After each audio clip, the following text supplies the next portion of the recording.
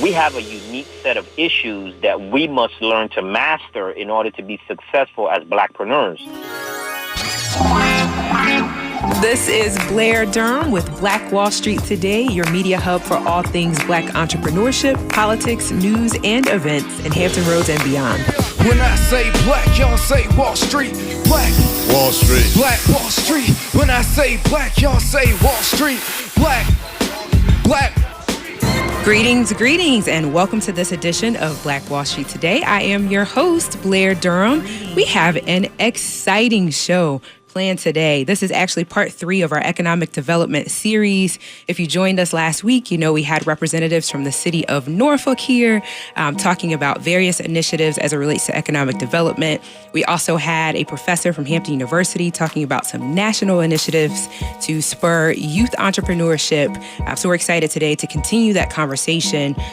We are also excited because we are just days away from the 3rd annual Black Diamond Affair, which is the anchor event for Black Diamond Weekend, where we're celebrating success in Black entrepreneurship and we're creating opportunities for business development. So thanks again for tuning in.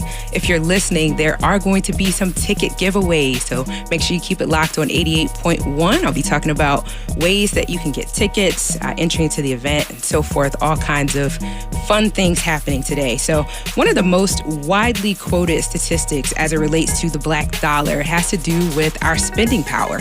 You hear it said often that we spend over $1 trillion annually. However, as you know, those dollars have failed to really translate into significant ownership or wealth for the Black community. So our first guests today are from the city of Virginia Beach. We have with us Mr. Ron Williams, who is the Deputy City Manager. We have Mr. Taylor Adams, who's the Finance Operations Administrator. And we also have Mr. Jeff Smith, who is a Business Development Manager with the City of Virginia Beach. And we're going to be talking a little bit about the disparity study, just sort of those outcomes and what the city's plans are to address what the results actually said. So who would like to get started? Just kind of give us an overview of what the disparity study, what it is and what it has meant for the city. Okay.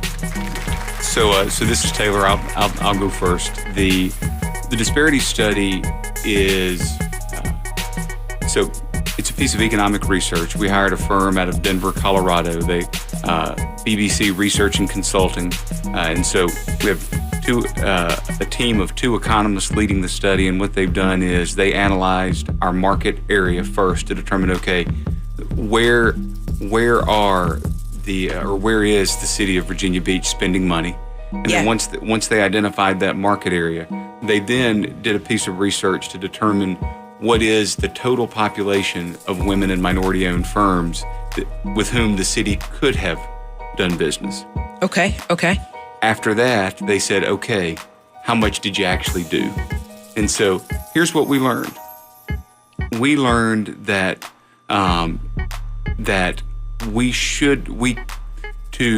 to reach a utilization number that was appropriate for our region, about 12% of our total expenditures should have gone to women and minority-owned businesses. Here's the problem. We achieved 10%. And so 10% was our goal. That was a goal that City Council adopted 10 to 15 years ago. That was not a scientifically derived goal. That was just a goal that was really pulled out of the air to push. There was no goal prior to that. So starting with somewhere, I think just part of the conversation, somebody said 10%. And we struggled initially to meet that goal. In fact, it was only through this study that we learned over a 5-year period that we had actually achieved that 10% goal, which we're happy about. But we see that now that we have the data and we know that goal should have been 12%, that there is more work to be done, and that's really what's driving this conversation. Let me ask about the 10% though, because there have been a lot of questions about kind of the breakdown of those numbers. Sure. Can you talk about, so there's women, there's minorities, what percentage of that 10% went to women versus minorities? So give or take, half would have been achieved through basically white women-owned businesses, and so because and that goes to the city's reporting criteria, and really the way that all of these studies are put together. If a woman-owned business is also a minority-owned business, generally the minority-owned business participation is counted first. Okay. And so what's left, obviously, then when you isolate is for the white women-owned business population. That was give or take half of that number. Okay. So that's the crux of it, is Sure. What's the plan to increase the number of minority-owned businesses that get to participate in those contracts? That is where the bulk of our goals live today. So so over the last 3 years, we've been actively working in that space. And there's a series of things that we've done already that are gaining some traction. One is the Procurement Opportunity Committee, which oddly enough, or interestingly enough, won the Alliance for Innovation's sort of award for local government innovation, because and what that did was it takes a minority-owned business that has been trying to sort of get in to see a city department, and then the purchasing office engages in bringing that city department to the table, starts a dialogue between the two. There are some other sort of efforts that happen in there to make sure that vendor is ultimately finding a contract. Okay. Long story short, that has resulted in $3 million. That program over 2 years has resulted in $3 million in and that new was the contracts to minority. Opportunity Committee. Okay. Other things that we do, we've run 4 sections of the Contractors Institute, which Jeff could talk a little bit more about in a minute. But that's really more in the realm of capacity building, readiness. Excuse me. We're actively engaged in taking large citywide contracts, breaking them up into chunks that are more, I guess, that make them easier for smaller and particularly minority-owned businesses to compete for. Particularly, and that cuts right back to capacity as well. We are looking to the study, though, to take us to what new opportunities are out there. We feel like that there is more focus that we can bring, not just to growing our minority-owned business portfolio, but also breaking down which minorities we are doing business with. For example, we know that one of the things the study has already shown us is that we've had some wonderful success with Asian American-owned businesses. Okay. We have not necessarily seen that same success with African American-owned businesses. We see that Hispanic-owned business saturation is actually growing quite well in construction right now. So the next. Let me just cut you right there for a moment. If you're just tuning in, you're listening to Black Wall Street Today with Blair Durham. We're here with a gentleman from the city of Virginia Beach having a conversation about the disparity study and their plans really to address the disparity with regard to minority-owned businesses receiving contracts from the city of Virginia Beach. Yeah. You were saying? Yeah, and so the conversation for us within the city right now is how do we really utilize all of this new data that we got out of the study to get into what should be far more specific goals. So we know that last year we did business with more African American owned businesses than we did with any other category of minority owned business that was tracked. However, we're seeing the lowest percentages in that space. What tells me is there's a population that we are not reaching and that there's work to be done there. Okay. Yeah, so I've got 2 questions then. The first is, I know we've identified sort of an overarching goal of 12%, right? What is the goal, or has a goal been established specifically for minority-owned businesses within that 12%, or? So no, this is where we presented draft results to City Council. Okay. About 3 weeks ago. Okay. I anticipate that in the next 10 days we'll get the final report. We really want to take a minute to dive into that and understand particularly what those more granular goals should be. Because I'll tell you, one thing that we're seeing is an overarching goal is not getting us to where we need to be. Right. We need to see those final results, understand what's in there, and I can't speak for what our our policymakers will do, but at the programmatic level, I think it's important for us to use that data, then focus on okay, what's an appropriate goal for Asian American owned businesses, for Hispanic American owned businesses, for African American owned businesses, so that we're using this study to accomplish what is the right goal for our community. Yeah, I love it. So let me ask this, in terms of sort of managing the oversight of what happens with the study. Is there another firm in place for that? Is there an opportunity there for someone to come in and participate? So not yet, but only because we're not holding the final study yet. What we know is that there is an obligation to monitor performance. Yeah. Once sort of whatever programmatic changes we make are established. So to that end, yes, we know that there will be a need to have somebody helping us remain current. I think it's great if that's a third party. But the reality is, I would tell you, we're just not that far yet. Yeah. Okay. What else? I know you mentioned perhaps someone else from your department. This is Ron Williams. Thank you, Ron. Really, we've kind of got a two-pronged approach when we look at economic vitality. Okay. We just spent a number of minutes talking about how to do business with the city and understanding the metrics on that, but also how do you do business in the city?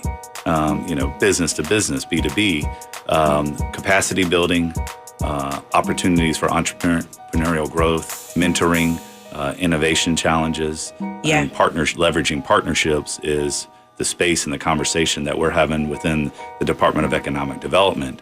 Leveraging partnerships, it's pretty cool. We're here at Hampton University, whom we do have a partnership with, and we're collaborating in the bioscience space and bringing the National Institutes of Health National Conference here next year, and that was through the leadership of Hampton University, but also our relationship together. But that capacity building of, number one, how do you just become and be a business person? We need more of it. We can't do it ourselves as just the city, and so that's going to be a focus, particularly in 2019, for business startup and growth, business retention and expansion of existing businesses is really 85 to 90% of economic development. Yes. We don't, the whale hunting and trying to large an ADP that came in, that's rare. Of course, we want relationships, and we do market internationally and domestically. But usually that's a helping an expansion or a supply chain for another type of business that we already have. For example, a significant cluster has grown around steel and the chainsaws that they make. Well, you've got gears and parts and other suppliers that have come and clustered around that industry. So looking at our strengths of our city geographically and our economy, where we sit in the Hampton Roads region, is where we want to focus and say, okay, these are where you can leverage, and this is where you can have opportunity.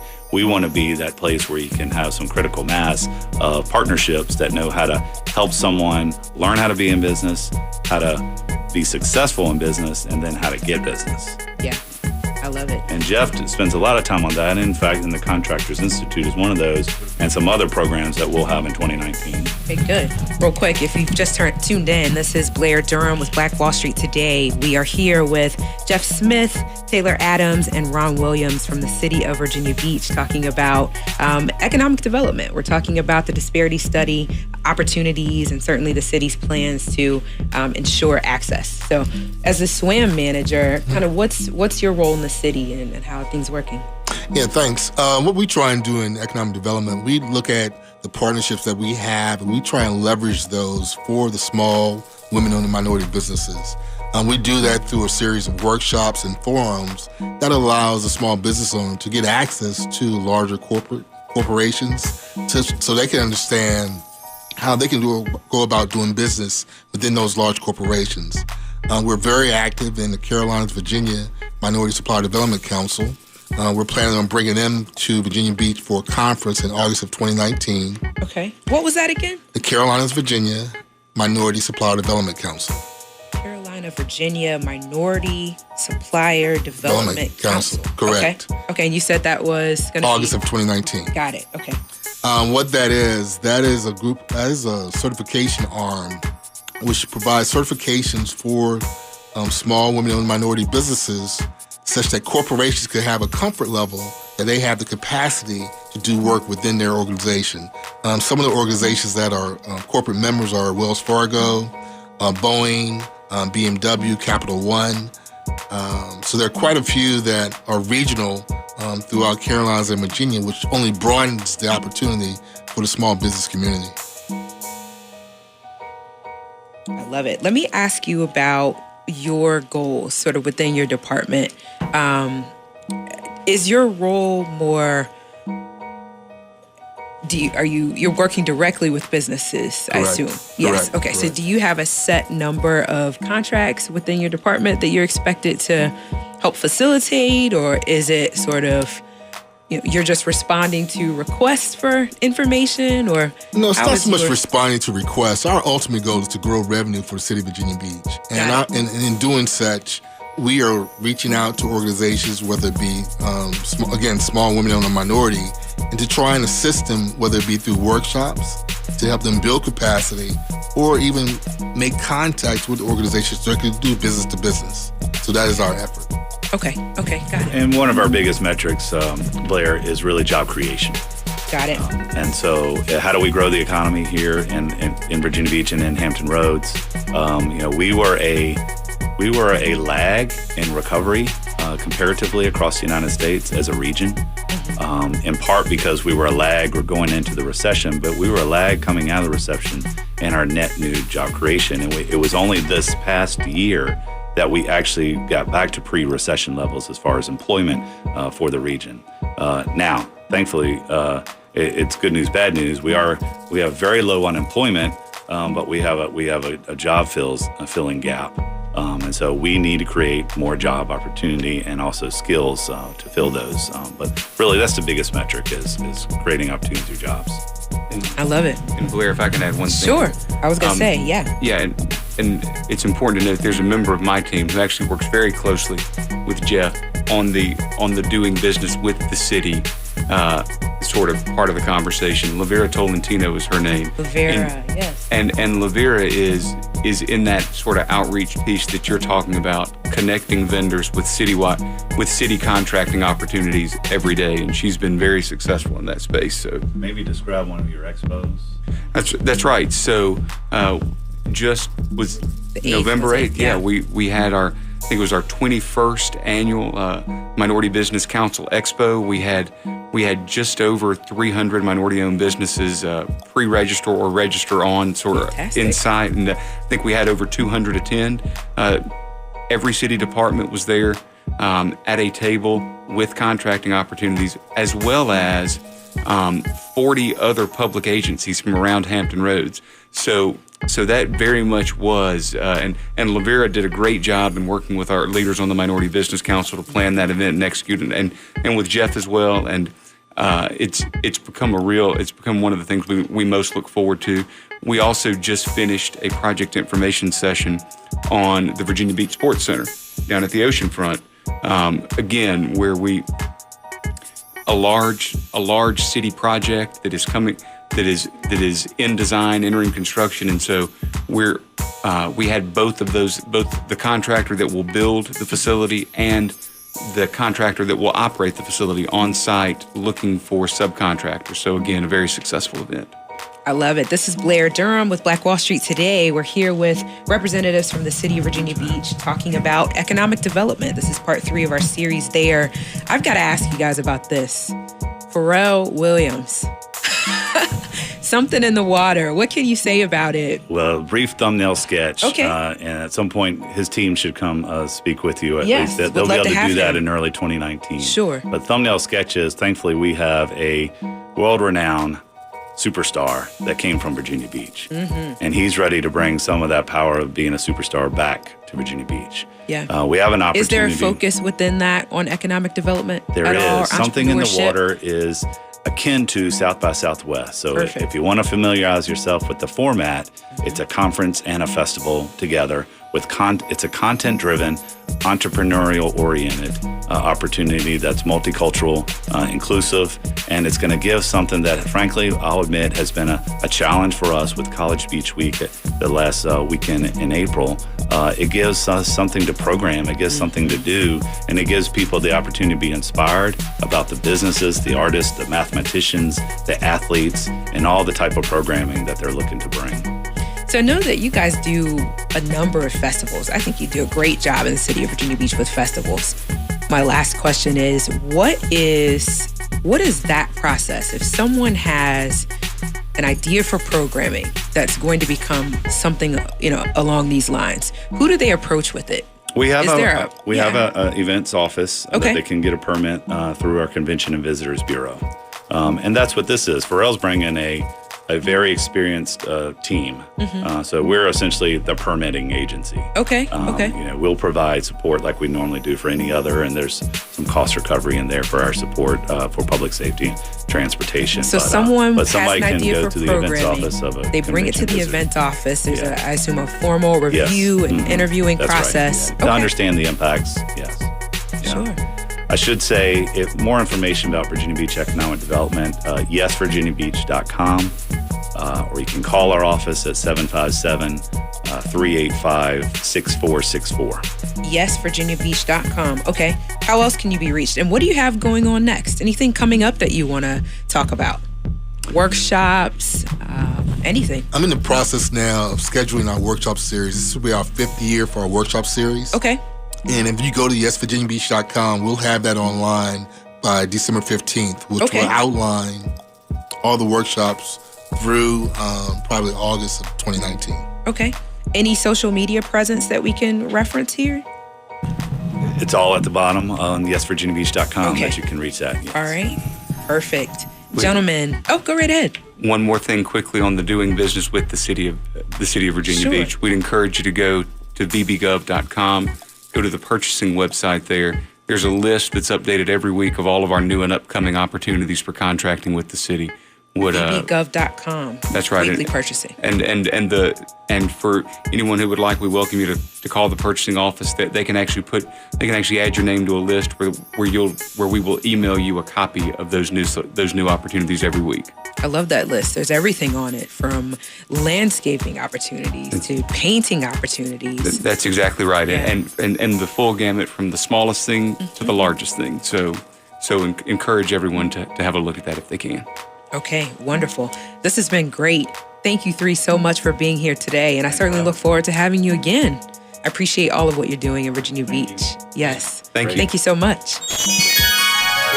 Welcome back. This is Blair Durham with Black Wall Street Today. We are in part 3 of our series on economic development, and our next guest is a social entrepreneur who has worked as a referee for the NBA for the last 25 years. I am so excited to bring Mr. Tony Brothers on the line. Tony, how are you today?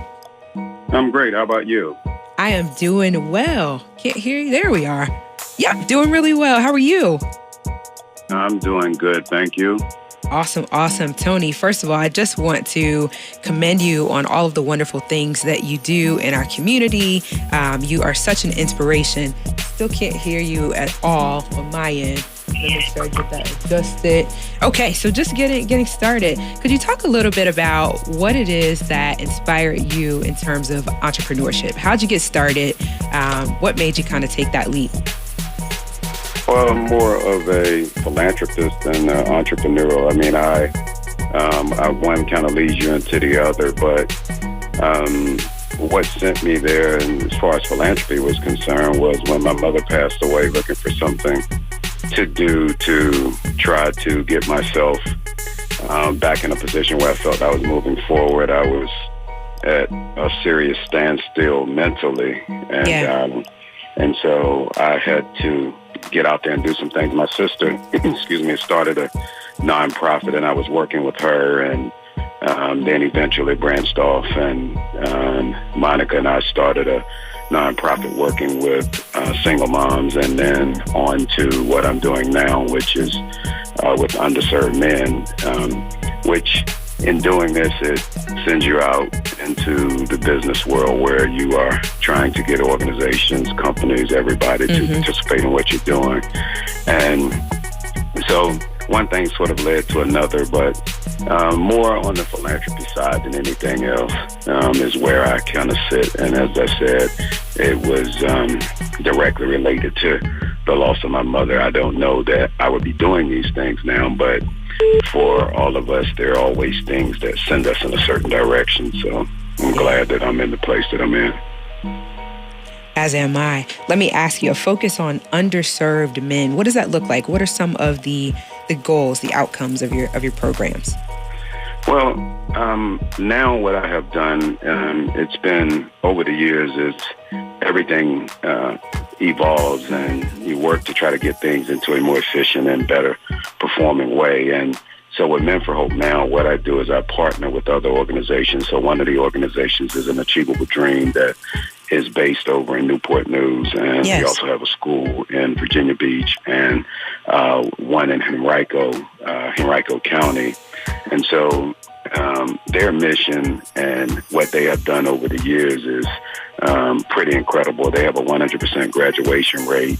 90% of the kids go to college and 10% go in the military or the trade school. And nobody else can even come close to those type of outcomes. So as opposed to me trying to create a school, and they serve that underserved population. It consists of boys and girls, but and our primary focus is on boys, but still it serves the purpose and it does what I would like to do. So as opposed to me reinventing the wheel, I decided that I would partner with them on my Celebrity Weekend, and so the proceeds, or part of the proceeds from our Celebrity Weekend, goes there. The other entity that we partnered with was the Boys and Girls Club of Southeast Virginia, and our Celebrity Golf Tournament proceeds go there, and both of those organizations assist in raising money for the events. And so we're just really trying to be a catalyst to helping other organizations get stronger versus creating, everybody has an idea for a nonprofit, as opposed to creating all these nonprofits and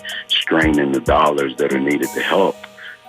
If we could all get together and focus on a common goal and all work together towards that, then we could get the resources going where the resources can be used the most.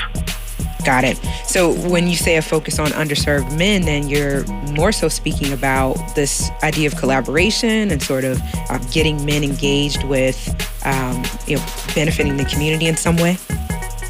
Yeah, well, I mean, if you look at the things that have happened, when biblically men are, when I say head of the household, I don't mean bossing people around, but there is a sort of, there's a loss here of how things have been and where we need to be to get men to where they feel responsible, I guess is what I'm getting at. And so if we can't create that responsibility in young men where when they do get a family, they feel responsible, head of the household, I'm responsible for this household, then I think a lot of things are going to be lost. My mom was a single mom, and I watched how hard she had to work. Now, my dad, he made sure we had the things that we needed, but it's still, my mom had to negotiate and navigate life with 2 kids on her own. And I just believe that if we can get to that underserved population and get some skills, some social skills in their hands, they should be getting the academic education, but get some social skills in their hands, then we can create stronger families. So that's the idea. I absolutely love it. So let me ask this. You are the keynote speaker for the 3rd annual Black Diamond Affair, which is hosted by Black Brand, the Regional Black Chamber of Commerce. What is it that people can expect in terms of your keynote presentation? Well, I went on a trip to South Africa in the summer, and I'm not going to tell you much about it because people come so they can hear it, because the whole goal of this is to raise money to help other people. Absolutely. But I went to South Africa this summer, and I learned a lot in just being I was in South Africa, and I went to Zimbabwe, and then in Zimbabwe stayed at a safari resort.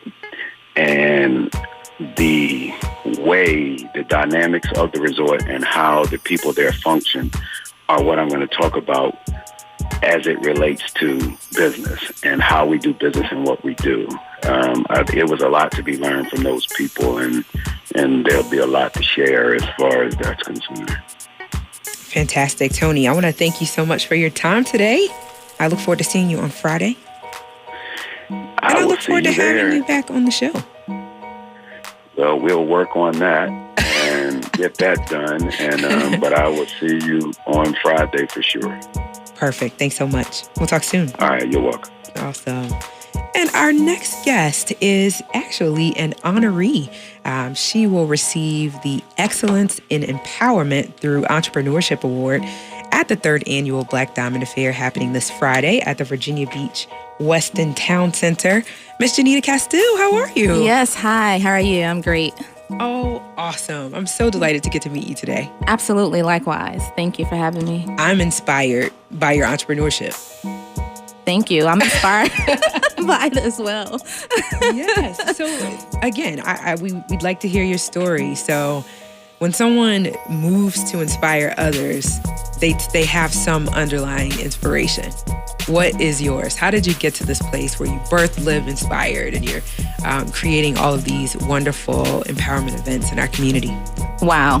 So where do I begin with that? You know, from a little girl, it's always been inside of me to inspire. And I've always known that entrepreneurship was something that I was supposed to involve myself into. The workplace was never for me. You know, there's always been a burning desire inside of me for more. And I broke out of that. And my goal is to inspire people, not just women. I do a lot of women empowerment things, but my goal is to inspire people to live the life that they were destined to live, because I know there's a lot of people out there just getting by and living lives in a box. And I want to be able to take people outside of that box. I love it. And so talk a little bit about kind of what's on the radar for your company over the next several months. What do you have going on? Well, in January, I have a fitness extravaganza that will be at the Scope in Norfolk, Virginia, on January 5th, 2019, from 1 to 6 p.m. So I'm flying in people from several different places, and it's going to be a big New Year fitness event to get people on the track, and even myself for the new year to start a healthy lifestyle. So my platform is to empower all people, and I don't think Hampton Roads has ever seen anything like what you're doing in terms of fitness in an arena that large. That is exciting. Well, yeah, there is another fitness platform that does that throughout the year. Okay. In April or May in Hampton.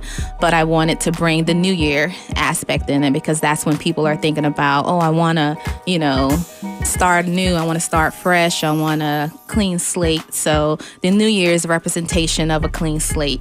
And I want to give people the opportunity and, have my platform create that clean slate for people. I love it. Yes. And what's big picture for Janita?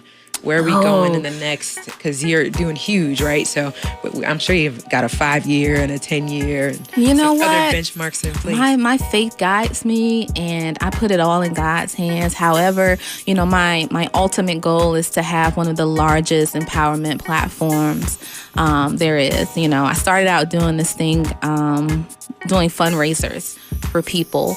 And I just recently got into the women empowerment conferences and things like that, and the women in business expos.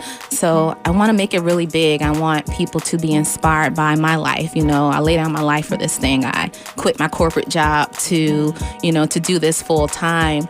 It's not about the money for me. The money isn't the goal. This is my livelihood now. However, my ultimate goal is to inspire people to live that life that they're searching for, and to be the example that it is possible. So in the near future, I want my events to grow and, become that go-to for people to leave and want to change their lives for the better.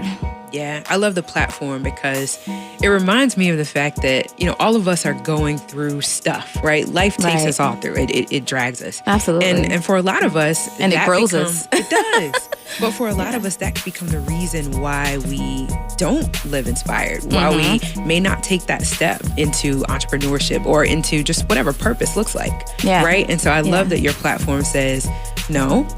Right. Yeah, we're going to live life together. It's going to be tough. Yes. But we're also going to, we're going to take steps to live our dreams. Yeah, those are the things, those nasty things that happened to us in our past. Those are the things that's supposed to push us forward. Because if you don't go through anything, you don't have a story to tell. I definitely have a story, but I'm not broken from my story. I use that to catapult me to the next level in life. And, I walk and live in freedom, and I walk and live in purpose, and I walk my walk. I just don't talk my talk. People see me on social media all the time, inspiring and putting the inspiring messages and things like that, and putting on the inspiring events.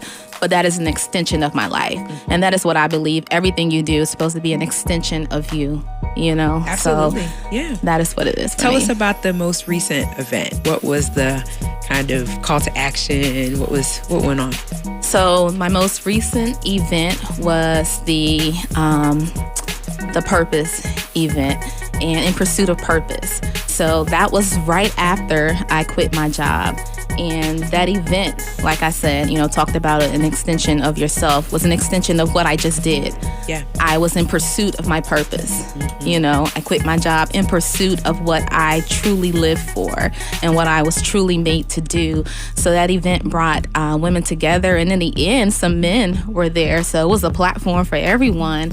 And I had Isabel Davis, the Stellar Award-winning gospel artist, there, and speakers, and we all just came together and empowered women to also walk in that same pursuit. Now, am I telling everyone to quit their jobs tomorrow and go pursue what sets your heart on fire? Well, kind of, but however, whatever you were made to do, find that, because it is my belief, and this is why I do what I do. It is my belief that we all have a specific assignment here on earth, and you're not fulfilled and you're not fulfilling your assignment until you find that and start to walk in it.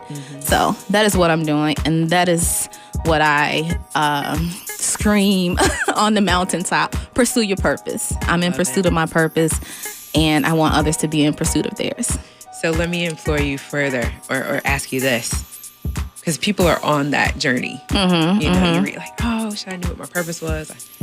How'd you find it? Oh man, was it a series of sort of events that kind of culminated in your realization? Boom, that's what I'm supposed to be doing, or was it a one-off kind of scenario, or was it a little of both? What would you say? It was a journey. Like I said, I had a kind of rocky past, as some of us have, and it was just digging deep and taking those hard moments and learning from them. You have to learn from those moments in life and just put it all together, because they're all pieces to a puzzle. So there was like a through line. Yes, it was just a journey of just different experiences and different things. And, you'll find that some things just fall into your lap. I never thought that I would be planning events. I didn't know what an event planner does. I didn't go to school for it, but like I said, my faith guides me, and my prayer every morning is, God, use me, send me, I'll go. And wherever that place is, that's where I'm headed to. And it just ended up being this way, and I'm all for it. And this is not the end of the story. Like, will I always do what I do? I don't know. But, I'm here for the journey. I'm here for it all. So it kind of just falls together somehow, and it's kind of unexplainable, how it all works out, especially when you're walking, in a genuine manner, and you're doing this in a genuine way. So love it. Yeah.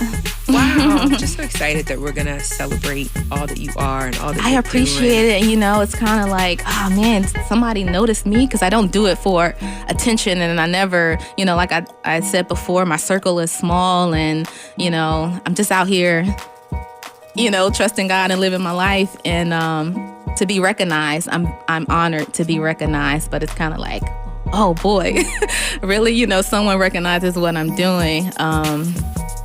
and that's a great thing. And something I have to grow into, that people will see, what I'm doing, although that it's not I'm not a limelight, a light person. I'm not seeking the light. Yeah. Well, Janita, thank you again so much for being here. Absolutely. Thank you. Look forward to seeing you on Friday. Yes, I can't wait for Friday. Yes, and if you would, just share the link really quickly in terms of how people can get more information about the January event. So the January event, you can get it at www.getfitextravaganza.com, and you'll be able to get all the information there. Perfect. Thanks again, and we Thank will you. see you soon. Look forward to soon. having you back on the show as well. Thank you. Awesome. Hey, next up, I told you we had an action-packed show. I am delighted to introduce Professor Devin Robinson. Devin Robinson hails from Atlanta, Georgia, and he is known as the Entrepreneur's Professor. Devin, are you there? Yes, I'm here. Can you hear me? I can hear you loud and clear. I'm so glad you're here. All How right. are you? What is your stance on entrepreneurship? The focus for today's show is economic development. How is it that entrepreneurship will spur economic development for the Black community? Well, obviously, first of all, not enough money stays in the Black community, and that's largely because we don't have enough Black-owned businesses. The consumers of our community typically live in our community, but the people that have the businesses there, clearly doesn't live there. And there's a whole economic paradigm explanation that goes in to really illustrate the real problem with that. I know it's a lot of cliche talking about support Black business or circulate dollar, but it really affects a lot of areas of our lives that we really don't see that's connected to entrepreneurship. But the unique part about entrepreneurship for the Black community, which I call Blackpreneurship, is we have a unique set of issues that we must learn to master in order to be successful as Blackpreneurs. And really, it's a separate study from general entrepreneurship. Yes, because it is. much of what we learn and what's taught to us about entrepreneurship is really not applicable to people of our community. There's certain things that we must be able to master and understand first before we can just shotgun ourselves into some of the principles and teachings that we hear about entrepreneurship. So, Professor it's Robinson, very, what are going to be those takeaways then from your class on Saturday at the Black Expo? Well, I attacked some of the top issues that we face, right? I wrote my book, Blackpreneurship: 50 Obstacles Black Entrepreneurs Face and how to overcome them. But there's some real key components to entrepreneurship for the Black community that we gotta really get a hold of in order for us to be successful. And one is access to adequate capital. Absolutely. 2, being able to attract high-skilled workers. And We got about 3, 15 seconds. What's the third one? Absolutely. And 3, being able to produce high-quality products and high-paying customers. Those are the things that we really have to nail down and get under our belt. Will you touch on the 7 steps to starting a beauty supply chain when you're in town? Oh, I can. Absolutely. can. We've All opened right. 106 stores to date, and absolutely I can get into that as well. 106 Black-owned beauty supply chains. That's what I'm talking that's about, right. Professor Robinson. Hey, and last thing, as promised, 5 best hashtags for Black entrepreneurs according to Black Enterprise. The hashtag Black Entrepreneur is crucial for Black entrepreneurs wanting to attract online attention. It identifies you as an entrepreneur of color, and it helps you connect with the rapidly growing Black entrepreneur community. Be sure to use this hashtag on multiple social networking platforms, including Twitter, Instagram, Pinterest, and Facebook. Next, hashtag Pitch Black. Hashtag Pitch Black, another must-use hashtag for Black entrepreneurs wanting to connect with movers and shakers within the Black startup and investment sector. Pitch Black refers to Black entrepreneurs pitching their startup companies to angel investors and venture capitalists. Add it to your social media post, and you'll be surprised at how quickly your entrepreneurial endeavors will be spotted by investors, specifically looking for entrepreneurs of color. Next, hashtag Support Black Business is a hashtag that helps introduce your Black-owned business or potential customers and investors online. Whether you want to attract local customers in your own community or connect with angel investors wanting to support Black and Latino entrepreneurs, using the hashtag Support Black Business in your social media posts will help you connect with those interested in supporting your ventures. Number 4, hashtag Shop Black. If you sell products as a Black entrepreneur, consider integrating hashtag Shop Black into your social media strategy. And last but certainly not least is the hashtag Black Tech. For Black entrepreneurs building technology companies, that hashtag is essential. Add it to your post on social media and networking sites, and there's a great chance you'll attract investor attention from Black-focused investors like @Arlen Was Here. Being social media savvy, as we know, is imperative for Black owners wanting to increase their success rate. Stay with us online at Black Wall Street Today on Facebook and Black Wall Street Today on Instagram, and then follow us on Twitter as well at BWS Today. We look forward to talking again next week. Have a wonderful week.